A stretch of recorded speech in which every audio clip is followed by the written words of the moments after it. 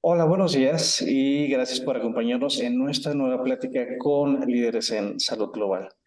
Hoy nos enfocaremos en un aspecto esencial, pero a menudo pasado por alto de la salud global, que es la salud humanitaria.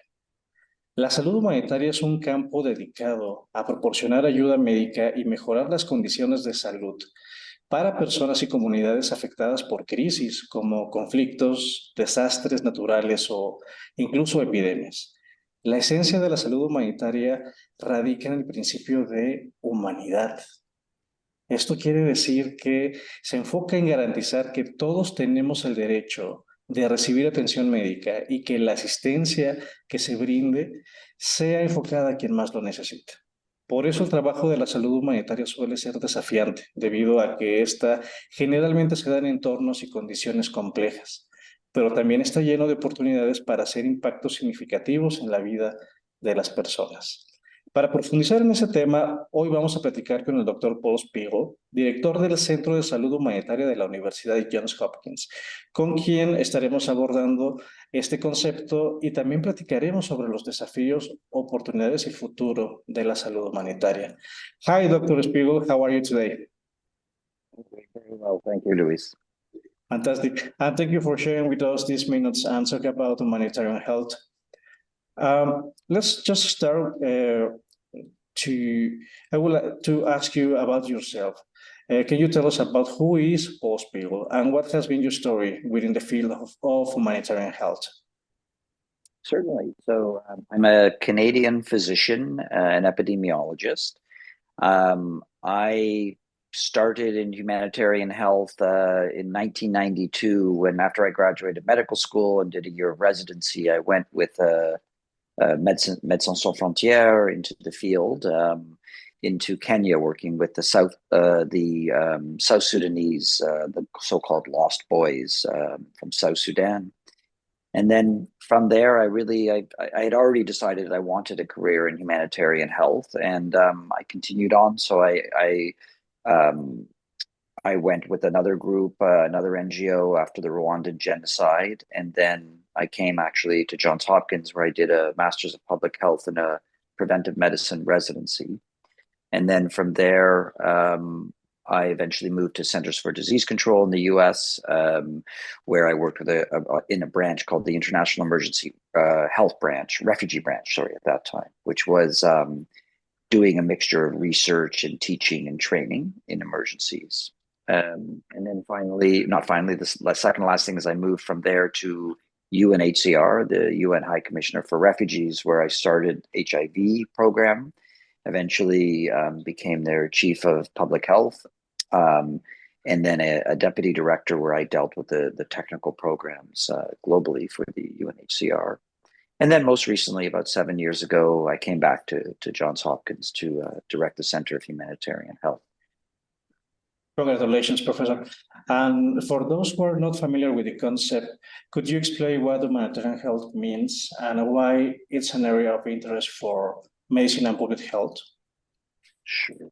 So humanitarian health it's a broad category of emergencies, and primarily we divide them into three buckets. One is conflict, one is more natural disasters, and then the third one can be more technological disasters, such as a nuclear power plant. And it is part of, let's say, it's a subset of global health, but it's quite specific because it often is dealing with people that are very, very vulnerable, who are displaced from their homes, who may not have the same sort of networks and language and culture that they can rely upon when they are affected by an emergency because of this displacement. You understand? And in this context, what do you think are the main challenges and opportunities that humanitarian health face in this moment? Sure. Well, firstly, to say that it's sadly, the humanitarian health and the people affected by humanitarian emergencies has only been growing. And so the latest reports from UNHCR show that there are nearly 110 million or so displaced populations worldwide, which is an extraordinary amount. And there are a couple of reasons for that. Number one is that the situations themselves in the past have become protracted, and therefore they just continue. They continue. You have these people that are affected, and they don't seem to get resolved. And then on top of that, we've been having numerous crises that some new and some recurrent. So it's making the amount, sadly, it's making the amount of people affected by humanitarian emergencies incredibly high. Number one. Number two is there are political problems. I mean, when you look at the humanitarian health, you can't just think about health. And that's one of the key aspects. It has to be multidisciplinary. We need to look at the politics of what's happening. We need to understand the economics. We need to look at human rights as well as humanitarian law. And so the big challenges, so that's the preface to say that the situation is very, very difficult right now. From a political point of view, the world is quite in flux. There's an increase in populism, increase in anti-migrant, anti-refugee sentiment. There's, I think, less willingness in the UN Security Council because of the divisions to actually address and try to resolve these conflicts. And so the big problems right now, I think, are or big challenges is number one, how countries and the international community can be prepared to respond. Right now, we're still far too reactive. When there is an emergency, we respond, as opposed to having better preparation. And without this better preparation, we waste a lot of money, and it's much, much more expensive just to respond.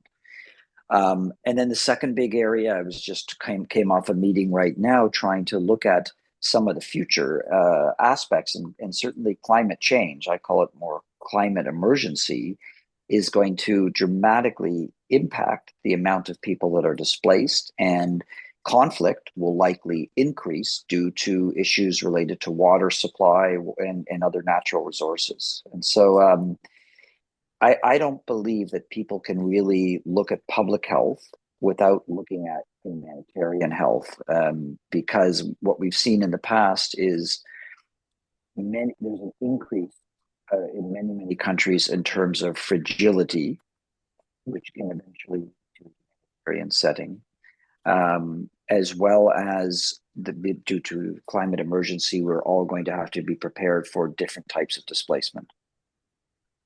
Of course. Now, considering all these aspects, do you think that the COVID-19 pandemic changed the focus of humanitarian health? Or what lessons can we draw from this crisis to better prepare for future emergencies? Yeah.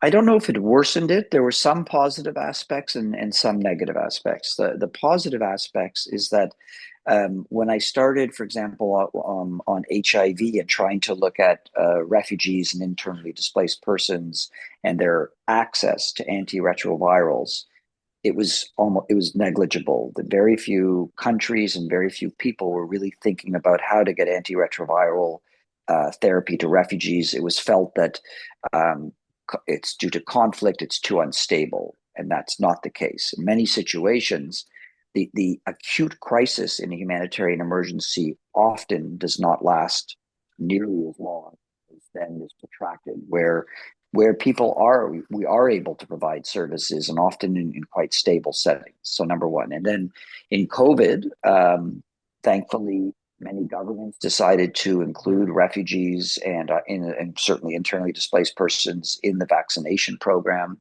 We wouldn't have seen that many years ago, and we didn't see it in HIV. So that part is positive.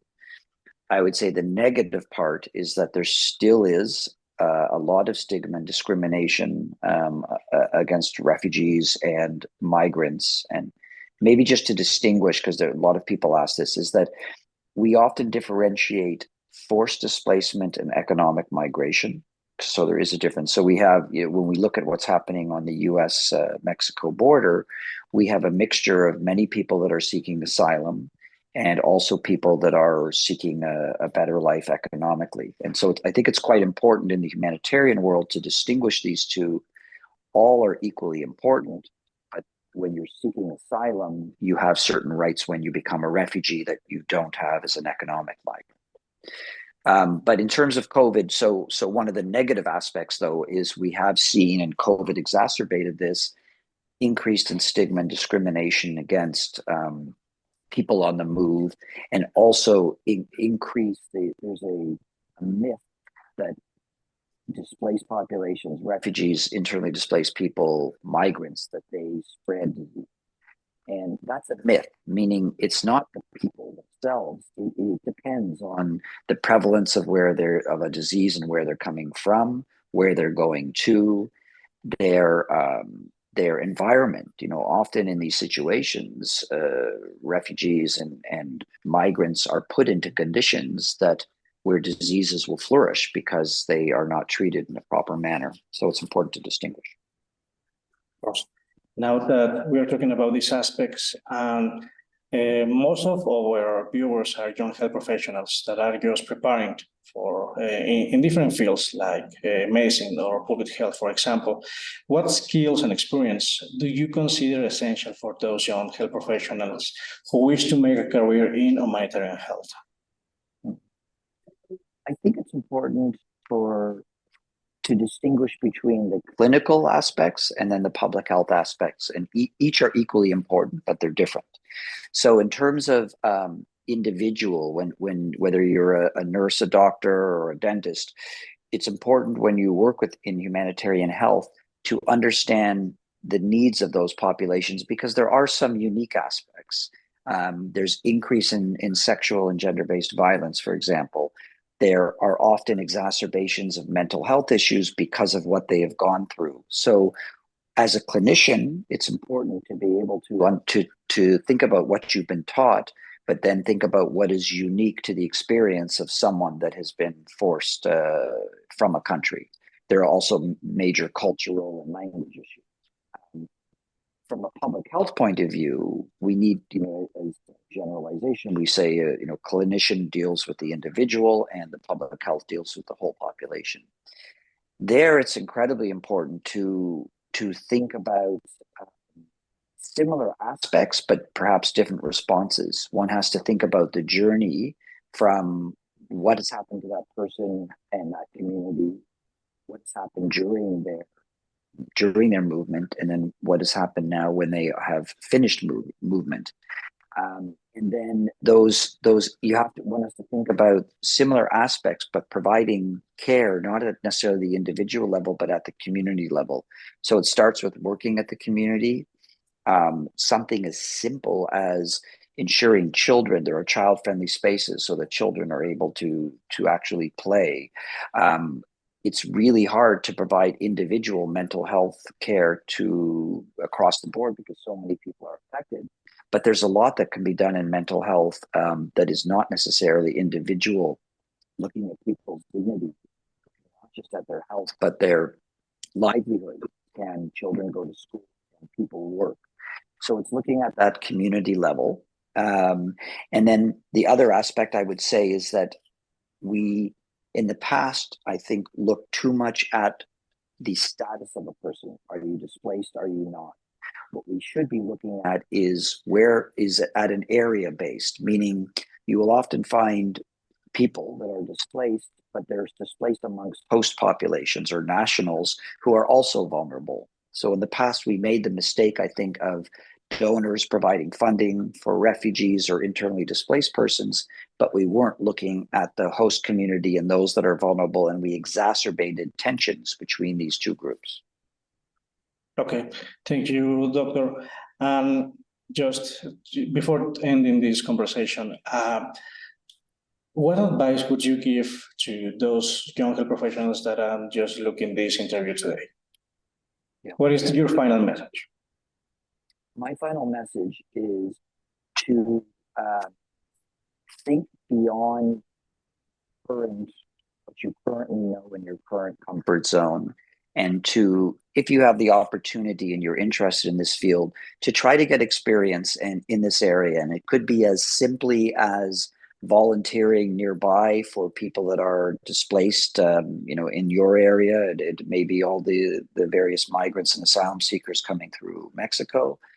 And if you can't even go take advantage, if you're able for a summer, depending on your studies, to be able to be placed somewhere with a different culture, a different language, and to be exposed to people that are different from you and that had to undergo these circumstances, because I think by doing that, it broadens your horizons, and whether you end up staying wherever you may be in your in a comfort zone and working there or working abroad, having these different experiences will, I think, make you a better clinician. Okay, Doctor, thank you very much for your time today. Please receive from all the team of the Mexican Society of Public Health of West Beaches. We appreciate the time that you share with us today and talk about this important topic. Thank you very much. It's a pleasure. Fantastic. Have a good day, Professor, and thank you one more time. And my best wishes for your team at the Johns Hopkins University and your family and you.